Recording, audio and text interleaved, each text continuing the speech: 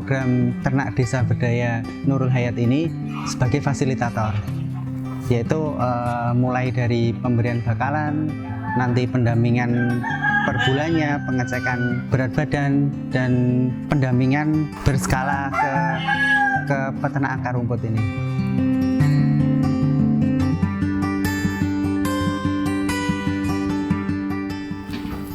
Kalau saya sendiri, ternak ini dimulai dari tahun 2011 sampai sekarang, berarti sekitar 8 tahunan. Kita memperbesar market saya, intinya itu. Jadi bagaimana kita bisa besar, harus memperbesar market kita dan mencari banyak teman-teman relasi yang bisa menunjang peternakan kita, cari investor dan lain sebagainya. Untuk awal-awal ini kita diamanahi oleh Nurul Hayat untuk mencari 10 orang pemuda yang diharapkan nanti akan menjadi motor penggerak peternakan Indonesia. Proses pencarian peternak dimulai dari yang pertama, emang teman-teman ini sebenarnya sudah punya ternak, tapi ada yang pertama, ada yang sudah berhenti, ada yang masih ternak tapi masih skala kecil. Jadi di sini proses awalnya memang yang sudah punya ternak. Yang kedua, rata-rata yang kita cari teman-teman yang masih muda, biar nantinya ketika nanti usaha ini meskipun sekarang baru kecil, nanti ketika sudah besar bisa berjuang di desa.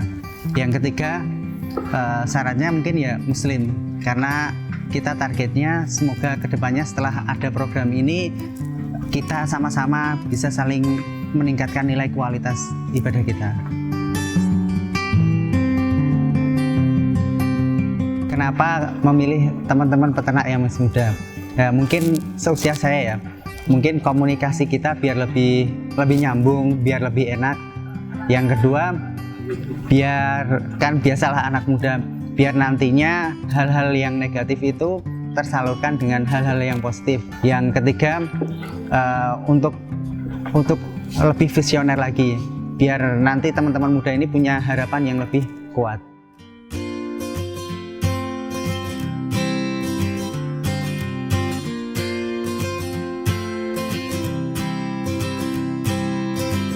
Untuk alurnya, setelah kita mendapatkan peternak binaan, 10 peternak pemuda binaan ini, saya sebagai fasilitator pertama-tama mencarikan bakalan. Bakalan itu kita pilihkan dari kandang-kandang kita pilihkan yang terbaik.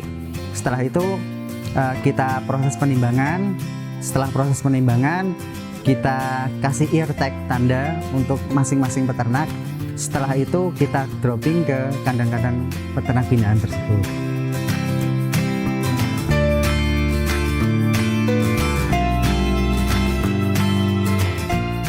Domba yang baru masuk itu mengalami masa adaptasi biasanya selama 2 minggu. Nah, setelah selesai masa adaptasi tersebut kita cukur. Nah, tujuan pencukuran itu pertama untuk menghilangkan parasit yang ada di luar tubuh domba tersebut. Yang kedua untuk mempercepat pertumbuhan dan agar nanti hasilnya maksimal sesuai dengan harapan yang diharapkan oleh Nurul Hayat dan kita sebagai peternak. Untuk proses pendampingannya biasanya kita setelah awal dropping itu biasanya sebulan sekali, atau ketika ada yang sakit ya kita fasilitasi teman-teman, kita datangi, kita kunjungi untuk sama-sama cari solusinya bareng-bareng. Dan ketika nanti saya nggak bisa ya kita cari ke dokter hewannya. Untuk meningkatkan nilai ubudiyah teman-teman ini, kita kan setiap bulan ada pertemuan kelompok. Jadi di sana nanti yang dibahas nggak hanya soal beternak, tapi mungkin kita selipkan nilai-nilai ibadah. Kita undang pakar-pakar yang para ustadz lah untuk mengisi pertemuan bulanan ini untuk menyelipkan nilai-nilai ibadah ke dalam peternakan ini.